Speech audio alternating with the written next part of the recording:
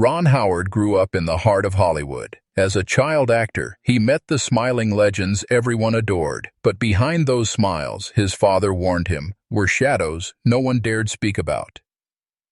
Hollywood, Ron once said, was a dream factory built on secrets. Years later, when he became one of the most respected directors in the world, Ron started opening up about what he had seen and what his family had survived. He spoke about 6 actors from the Golden Age who, despite their fame, carried something dark inside them. They weren't villains on screen. They were heroes, lovers, and icons. But behind closed doors, they played with people's lives. Some destroyed careers out of jealousy. Some used their charm to manipulate and control. Others hid their violence behind laughter and lights. Ron's words shocked old Hollywood insiders because they knew exactly who he meant. People don't want to hear it, he said quietly, but some of those golden legends were monsters in real life. As he spoke, a new light was cast on the glamorous world of the 1940s and 50s, revealing how much darkness it truly held. The first name Ron hinted at was a man everyone loved, a romantic lead who defined the word charm.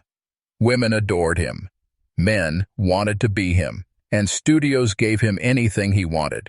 But Ron called him the gentleman devil. Behind the scenes, he was ruthless. He had a habit of seducing young actresses, promising them roles, then discarding them once he was done.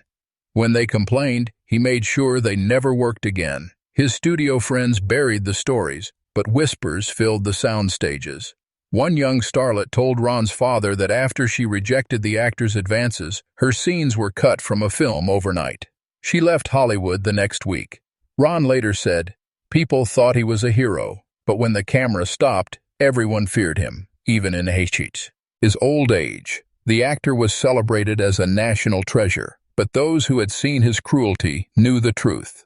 Behind the grin was a man who treated lives like props. His name was never spoken publicly, but the legends who knew him still lower their voices when they speak of the gentleman devil."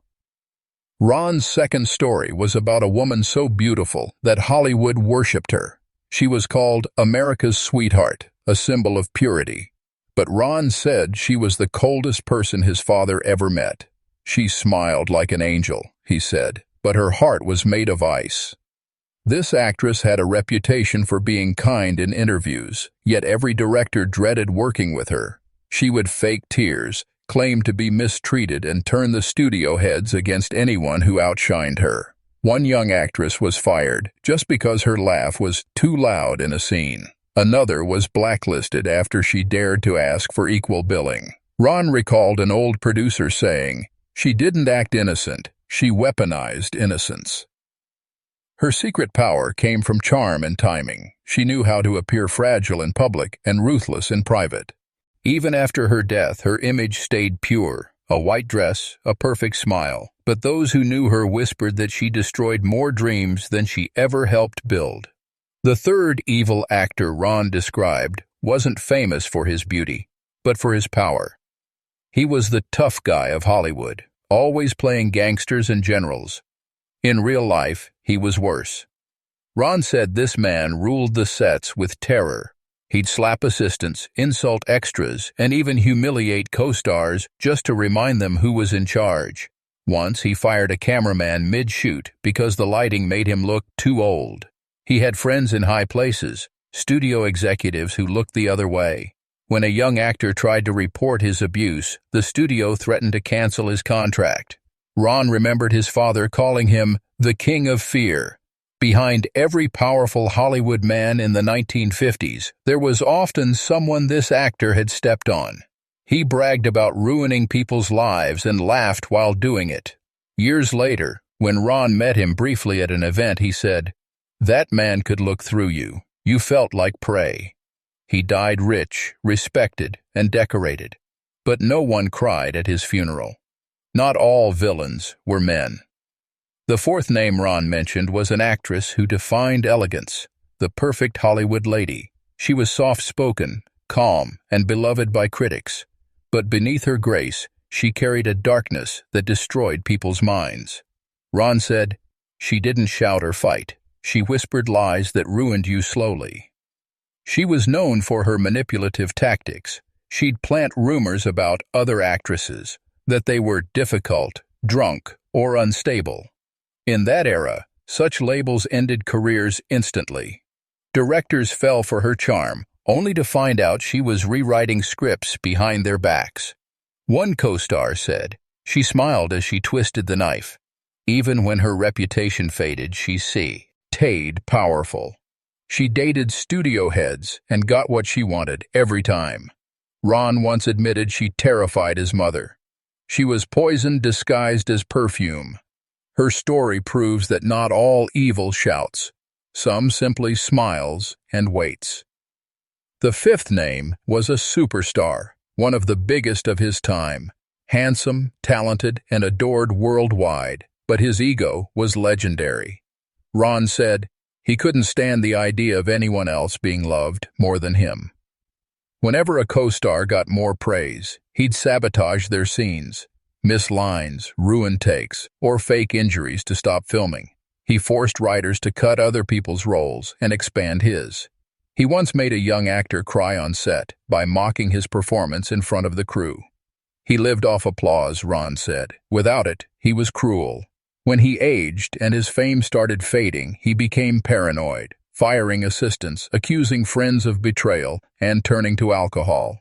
To the public, he was a legend. To those who knew him, he was a lonely man trapped by jealousy. Ron described him simply, the man who hated shadows. The sixth actor Ron exposed was never as famous as the others, but his evil ran deeper. He was known for playing charming villains, and off-screen, he lived the part.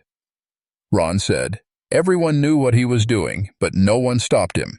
He used his status to lure young actresses into meetings that turned into nightmares. When they refused him, their contracts disappeared. The studio protected him because his movies made money. One assistant director told Ron's father, "We called him the Wolf. He hunted every night." Ron grew emotional talking about this man. He destroyed lives, he said. People left Hollywood because of him. When the truth began to leak years later, it was too late. He was already retired, celebrated, and honored. Even in interviews, he bragged about being a lover, not a sinner. But Ron's voice turned cold. He was a predator, and Hollywood let him feast. Ron explained that during the Golden Age, silence was more powerful than truth. The studios covered everything. If an actor was too valuable, scandals vanished overnight. Magazines wrote fake love stories, and police reports disappeared. People think cancel culture is new, Ron said. But back then it was worse, because only the innocent got canceled. He revealed how publicists controlled every photo and every rumor. Victims had nowhere to turn. Even his father, a working actor, once witnessed a leading man slap a co-star, and everyone just kept filming. If you spoke up, his dad told him, you were finished. That silence created monsters, people who knew they were untouchable. Ron said, they called it the Golden Age, but for many, it was an age of fear. Not everyone in Hollywood was evil. Many were victims who broke under pressure. Ron shared stories of kind actors who tried to fight back, but lost everything. One woman went from stardom to poverty after refusing a titty-in. Producers demand. A young actor vanished after speaking out about a co-star's abuse. Ron said, their stories are the reason I wanted to tell this truth. He explained that behind every cruel star was a list of broken people they left behind. Fame protected the wicked and punished the good. That's what haunted Ron most. The good souls who disappeared without anyone remembering their names.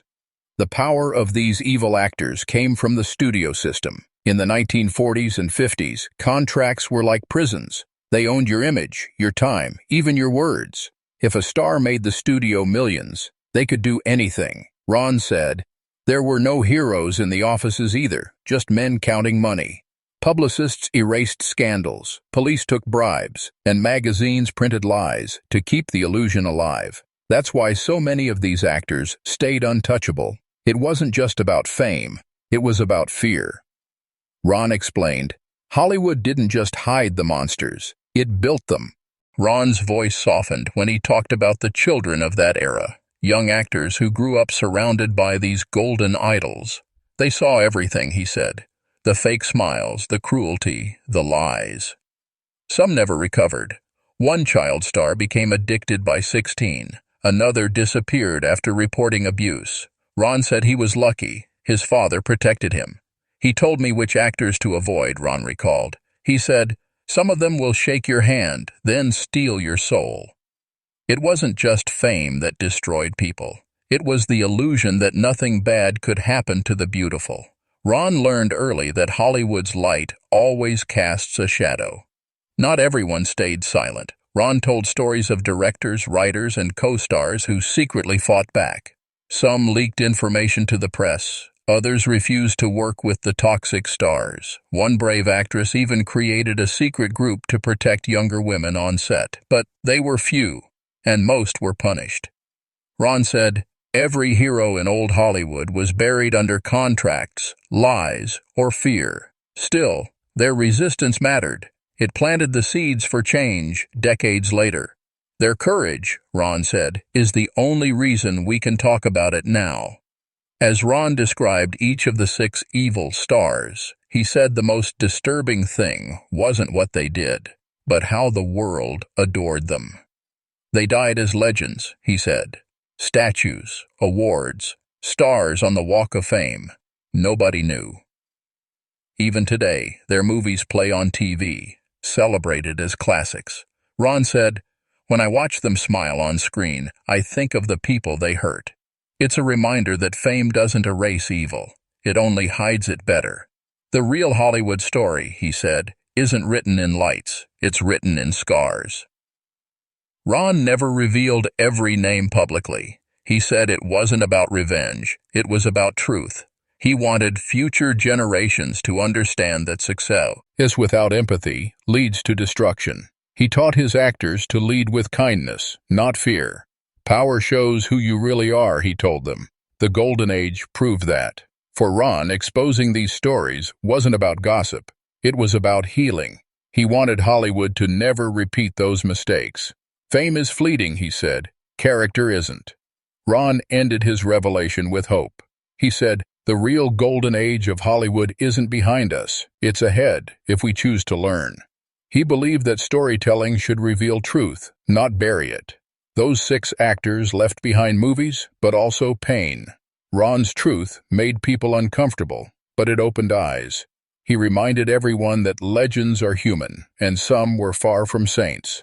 "The light of cinema," he said, "means nothing without honesty." And that's how Ron Howard, the boy who once walked through the shadows of Hollywood, helped bring light to its darkest secrets.